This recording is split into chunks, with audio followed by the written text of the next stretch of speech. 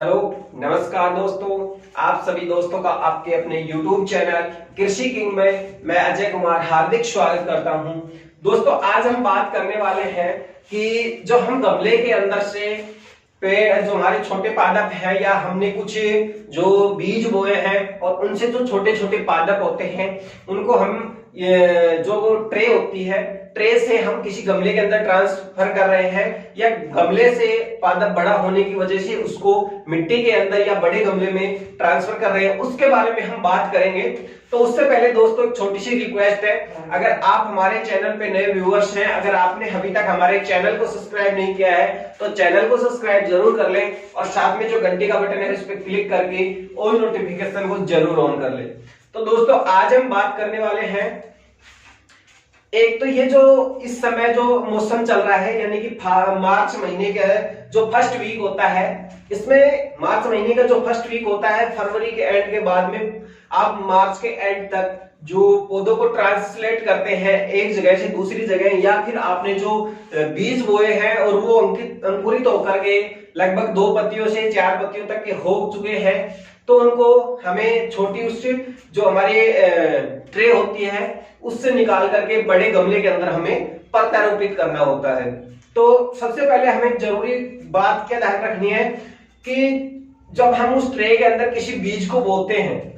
तो बीज के पास जब तक बीज के स्टार्ट की 2 पत्तियां निकलती हैं तब तक बीज के पास पर्याप्त रूप से खुद का पोषण होता है, वो पूर्ण रूप से खुद भोजन लेने में समर्थ होता है। लेकिन जैसे ही उसकी जो आगे की जो 2 पत्तियां होती हैं, स्टार्ट की प्रथम 2 पत्तियों के बाद अंकुरित होने की 2 पत्तियों के बाद में जैसे ही 2 पत्ती आगे वाली आती है, थर्ड और फोर्थ जो पत्ती होती है, तब पादप को अतिरिक्त खाद की आवश्यकता होती है। तो उस छोटी सी जगह में उसे खाद पर्याप्त रूप से क्या है वो पोषण नहीं मिल पाता है, और पोषण नहीं मिल पाता है तो फिर पादप को क्या है ग्रोथ नहीं हो पाती। तो हमें क्या करना पड़ता है उस समय पौधे को वहां से ट्रांसलेट करना पड़ता है बड़े गमले के अंदर। अब बात करेंगे जो पादप है छोटा किसी भी हमने ट्रे में जो बोया है, तो हमें सबसे पहले तो इनको अगर हम मिट्टी में या बड़े गमले में दूसरी जगह ट्रांसफर कर रहे हैं तो सबसे जरूरी बात ट्रे को हम छाया के अंदर रखते हैं। हम क्या करते हैं छांव के अंदर रख करके और फिर हम बीजों को अंकुरित करते हैं ट्रे के अंदर। लेकिन जब हम उसको गमले के अंदर प्रत्यारोपित करेंगे तो गमले में क्या रहेगी धूप रहती है, या आप अपने गार्डन में उसको प्रत्यारोपित कर रहे हो तो वहां पर क्या है धूप रहती है। तो सबसे पहले हमें क्या ध्यान रखना है कि जब हमें पादप की जो प्रत्यारोपण का जो समय है ट्रे से गमले के अंदर जब आप उसको प्रत्यारोपित कर रहे हो तो सबसे बढ़िया समय शाम का समय रहता है। शाम का समय आप उसको ट्रांसफर करें एक गमले से दूसरे गमले के अंदर। अब दूसरी बात करते हैं कि जब आप पौधे को ट्रांसफर कर रहे हैं तो पौधे को पहले थोड़ा सा शुष्क रखें, क्योंकि जिस गमले में अगर उसको ज्यादा गीला रखेंगे तो हम उस ट्रे से उस छोटे पादप को अगर निकालेंगे तो क्या है जो उसके पास उसकी जड़ों में जो मिट्टी लगी हुई है वो बिखर जाएगी। इसलिए थोड़ा सा उसको क्या रखे नमी कम रखे और साइड से उसको हल्का सा किसी लकड़ी या छोटे किसी भी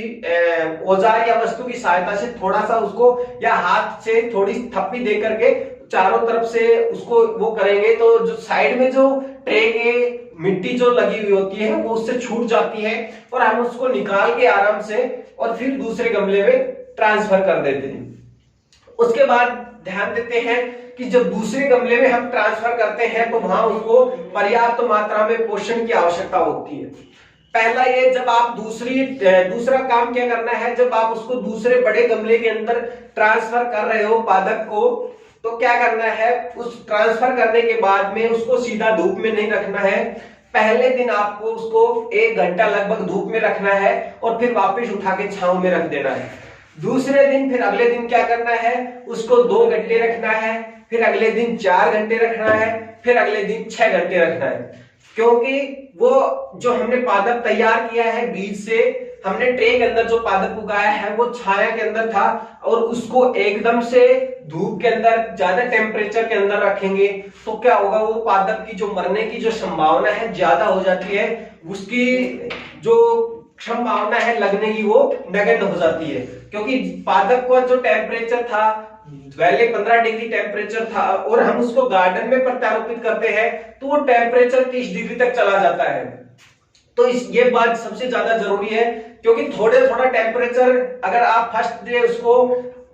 10 या 15 मिनट रखते हैं, फिर उसके बाद में 1 घंटा रखते हैं, उसके बाद में 2 घंटा रखते हैं, तो इससे क्या होगा, पादप है उसको टेम्परेचर ज्यादा सहने की धीरे धीरे हैबिट हो जाएगी और वो पादप मरेगा नहीं। तो एक तो सबसे इंपॉर्टेंट चीज है कि हमें शाम का समय चुनना है। दूसरा, उसको धूप में धीरे धीरे उसके धूप का जो टाइम है, टेम्परेचर का ज्यादा का जो टाइम है वो इस हिसाब से मेंटेन करना है जिससे कि पादप जले नहीं। तीसरा यह होता है कि जब हम किसी भी